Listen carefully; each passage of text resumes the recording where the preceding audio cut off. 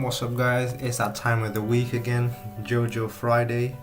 Well, it's probably going to be Saturday when I upload this, or maybe even earlier if you're lucky. But this is Jojo Part 5, Episode 8, This was a pretty good episode as well, so this is like the conclusion for the two-part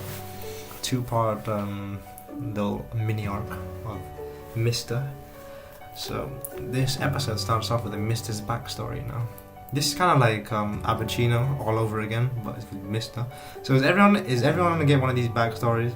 Because so far the pacing of this show is like it's really slow. Well, I don't mind it, but I don't think they're gonna be able to finish everything in 12 episodes. I don't know how long this show is planning on airing, but it's gonna be definitely more than 24 at this rate. But yeah, I don't mind. More Jojo for me, I guess.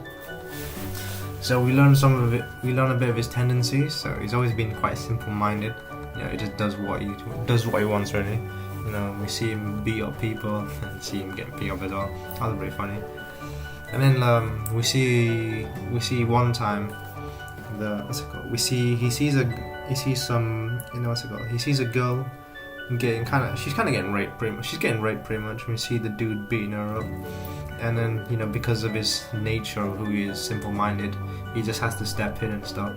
But then the problem with this was, turns out the guys that were kind of raping her were gangsters. So there's actually 3 of them. The other 2 were just sat in the front seat. So because of his simple-mindedness, he kind of got tangled into something that he shouldn't have, really. And he could have avoided, but he did it anyway because that's who he is. And then we see him. So I don't understand how he dodged the bullet, but from the narrator's explanation, it was just with sheer luck, pretty much. The narrator pretty much gives like a good reason to why he dodged the bullet, but I had a feeling that maybe it might be to do with his ability or something, but I'm guessing it was just to do with the explanation, with it being dark and them being a bit shaken. And then I like how, and then we learn that, but did you know the narration of that scene where he's dodging on the bullets? I really like the narration style they use, with the dude just explaining what's going on as the scene is progressing, and we learn about the character's realization and stuff. We learn about the feelings, and it's just being shown in an action scene. In this, for example, in this one, we see him dodging all the bullets. He's so calm and steady, focused. And then we see him and then we learn that he picks up the gun and he shoots them, and he has no remorse for killing any of them, and it's really precise. And I like how he shot four bullets, and he kills one of them, and he doesn't care.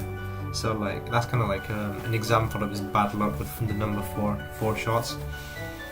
And then after the little backstory, we go back to the truck scene, from last episode. So I was pretty sure last episode, it was kind of it was kind of leading that he was going to kill the truck driver. So I was like, oh no, he's just going to shoot the wrong guy. But actually, he's smarter than I thought, Mister.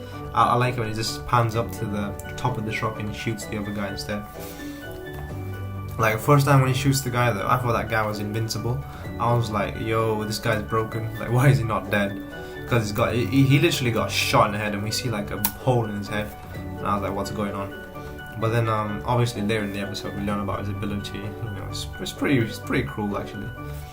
So this dude's ability is called craft work. Alright. And what it is he can stop things in place. So what he does when he got shot in the head, what he did was he stopped the bullet as soon as it entered his skin, so it doesn't fully penetrate into his head, so he won't die. But it's kind of stuck. Obviously, it still hurts him. You can see from his reactions when he gets shot. Yeah, but that's pretty crazy, And then so what happens next is we see, but the hints we get about his abilities when Mr. tries to let go of the truck, but he just can't let go. I was like, that was pretty crazy. And then we see the truck driver also can't let go of the steering wheel or his foot on the pedal, so they just have to constantly go forward. But obviously, Mr. He managed to knock off the enemy off the truck, and obviously because he has one of those stands that's close range, you have to be in like a certain range of him to have effect. It's kind of like Dio, you know, when like you have to be like in a certain range of him for his ability to have effect. So obviously as the truck drives away, they go out of the range of the ability, so you can actually step on, you know, you can actually let go of the bar he was holding. But then somehow the enemy catches up, and then it's, you know, they have a little fight again. Well, what I found pretty funny in this episode overall was the truck driver little skit going on. So like he's just telling the truck driver to stop and start again and again, and then we just see the frustration in like the truck driver, but obviously too scared to do anything because it's like he kind of knows Mister's a gangster and he's got a gun pointed to him, so like he's kind of being forced against his own will. It's pretty funny.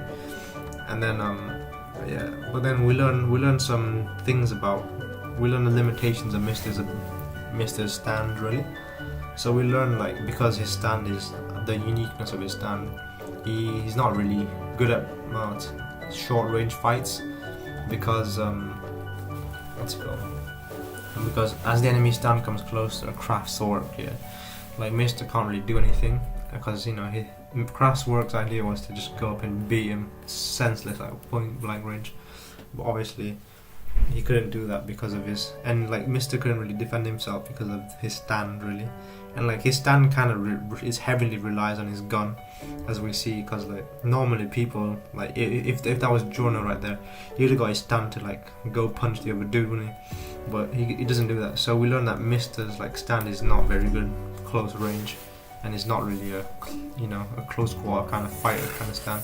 It's more of a, you know, ranged character with a gun.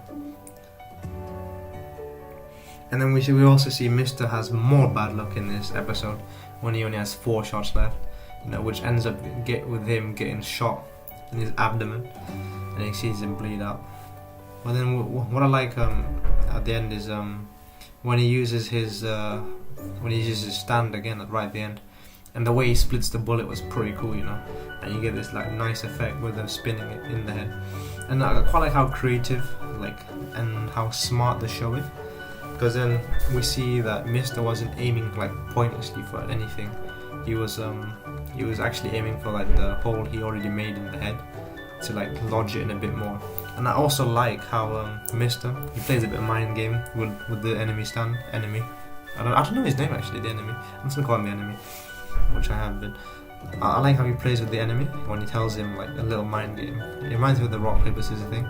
He's like, yeah, I've only got 1 bullet left, you know, little mind game he plays, because it's true, but then it kind of, yeah, it was true what he said. It did let his guard down because he only has 1 bullet. So like, it's kind of like the rock paper scissors thing, where for example, if I say I'm gonna throw a rock, it like, depending on how you perceive it.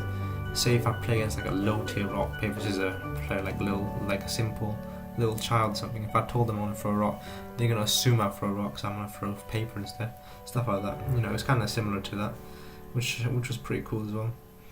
And the episode pretty much ends with Mister beating him, and somehow this guy doesn't die. You know, this guy, like, he's still alive, barely alive, but it's pretty funny. And then right at the end we see the truck driver getting really pissed, and he's like, yeah, next time if he does this to me again, I'm gonna show him a piece of my mind. But then we see Giorno at the end of the episode, and he gets in the truck, and he kind of like, what's it called? He kind of intimidates the truck driver to drive to look for Mister.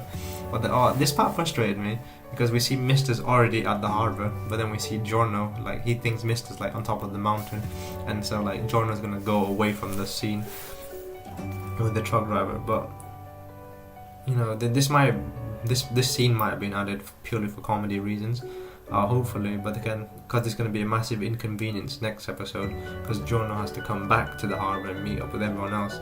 But hopefully it's just for comedic episodes. But this episode was really good as well. I really like this. I really like Mister. Like, so far he's my favourite out of the gang. I would say Bizzare gang. You know, I like him better than Al Pacino right now. Obviously, I don't know what the rest of them are like, but so far he's my favourite. Obviously, Giorno is like, he's the main character, so he's obviously, I like him better. But so far, Mister is like for me, he's like the favourite support so far. And I look forward to the next episode where we find out more about everyone else.